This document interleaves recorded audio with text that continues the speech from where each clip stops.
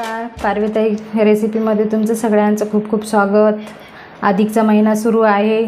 अधिकच्या महिन्याला धोंड्याचा महिना पण म्हणतात। तर त्यासाठी मी आज धोंडे बनवणार आहे। तर त्यासाठी मी 1 ग्लास चना डाळ घेतलेली आहे। आता ही स्वच्छ धुवून मी अगोदर शिजवून घेणार आहे। तर पातेल्यामध्ये मी पाणी ठेवलं होतं, पाण्याला उकळी आलेली आहे। मी डाळ पातेल्यातच शिजवून घेणार आहे, तुम्ही कुकरमध्ये पण शिजवून घेऊ शकता।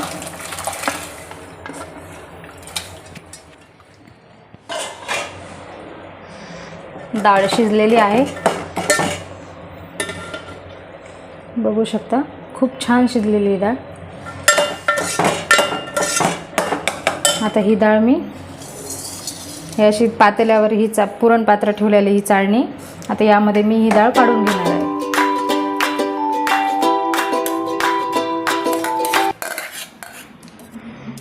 तर डाळीतलं पाणी पूर्ण काढलेले मी बाहेर, बघू शकता।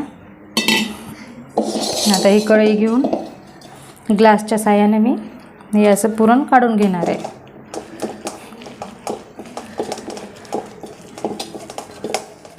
डाळ मी काढून घेतलेली आहे। तर मी 1 ग्लास डाळ टाकली होती, त्यासाठी मी आता 1 ग्लासला थोडंसं कमी साखर टाकणार आहे यामध्ये। आता हे छान आपल्याला गॅसवर परतून घ्यायचे।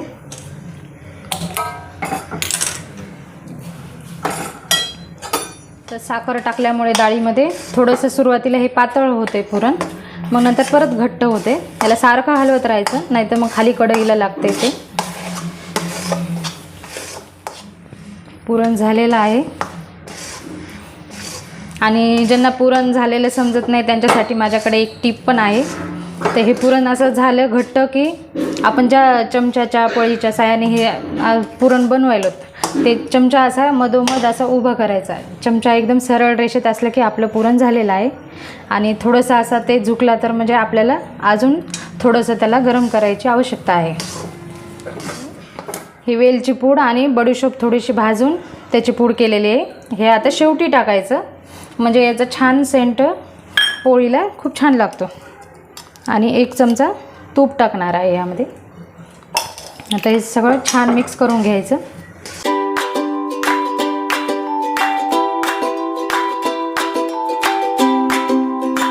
कढईतलं पुरण मी काढून घेतलेलं आहे, आता हे बाजूला ठेवणार आहे थंड करण्यासाठी।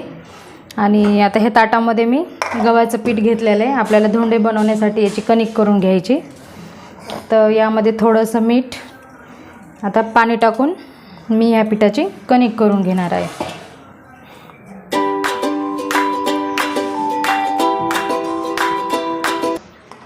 तर कणिक झालेली आहे।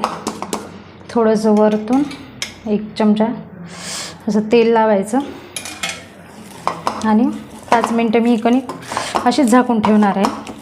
झालेले आहेत, कणिक छान मुरलेली आहे। आता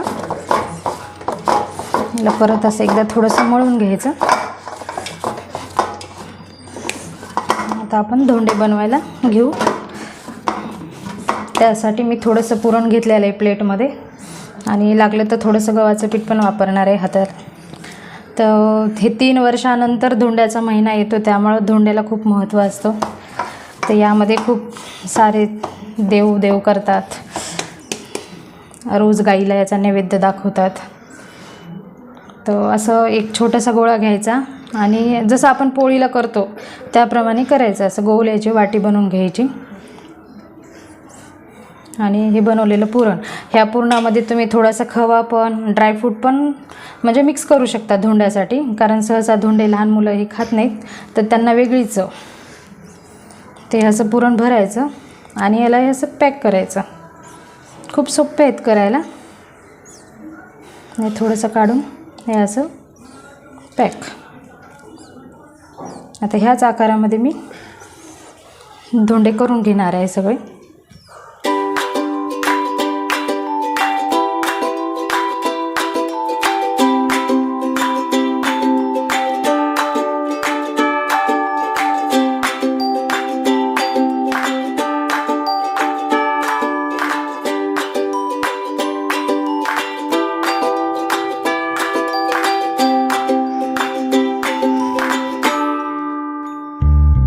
प्रकारे मी सगळे धोंडे करून घेतलेले आहेत.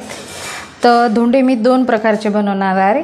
अर्धे मी तळून घेणार आहे आणि अर्धे वाफून घेणार आहे. तर धोंडे करत होते तेव्हाच मी एका गॅसवर तेल ठेवलेलं आहे कढाईमध्ये आणि दुसऱ्या गॅसवर पाणी ठेवलं होतं आपल्याला हे धोंडे वाफून घेण्यासाठी. तर पाण्याला उकळी येऊ द्यायची. चांगली उकळी आली पाण्याला की नंतर मग धोंडे त्यामध्ये सोडायचे. आणि इकडे ह्या साईडला तेल गरम होत आहे, झालेलं आहे. आता यामध्ये मी हे एक एक करून हे धोंडे टाकणार आहे.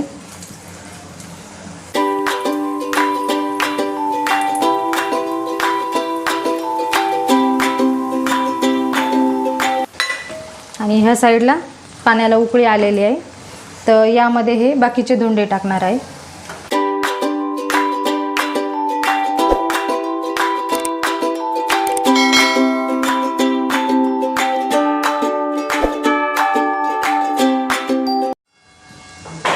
तर 5 मिनटं आपल्याला हे वाफवून घ्यायचे.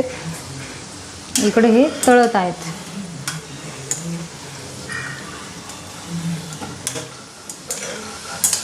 झालेले हे धोंडे तळणं. असं मस्त सोनेरी कलर येईपर्यंत छान तळून घ्यायचे. आता हे काढून घेते मी.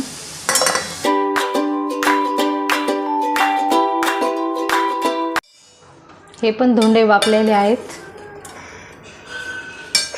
आता खाली उतरून हे पण काढून घेणार आहे.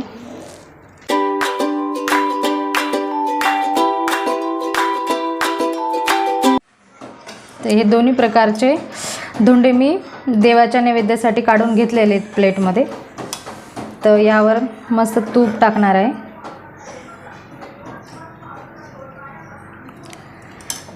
आणि तुळशीचं पान ठेवणार आहे यामध्ये. आता हे देवाला मी नैवेद्य दाखवणार आहे. तर तुम्ही पाहू शकता हे छोटंसं माझं देवघर आहे. तर यामध्ये आता गाय जेव्हा बाहेर भेटेल तेव्हा मी गाईची पूजा करणार आहे. पण माझ्या देवघरामध्ये एक छोटीशी मूर्ती आहे गाईची. तर सध्या मी हिलाच नैवेद्य दाखवणार आहे, गाईलाच. तर सुरुवातीला मी पाण्याचं स्वास्तिक काढून घेणार आहे आणि त्यावर नंतर हे प्लेट ठेवणार आहे. या पद्धतीने मी हे धोंडे बनवलेले आहेत. तर तुम्हाला माझा व्हिडिओ कसा वाटला, आवडला असला तर लाईक करा, शेअर करा आणि चॅनलवरती नवीन असाल तर चॅनलला सबस्क्राईब करा.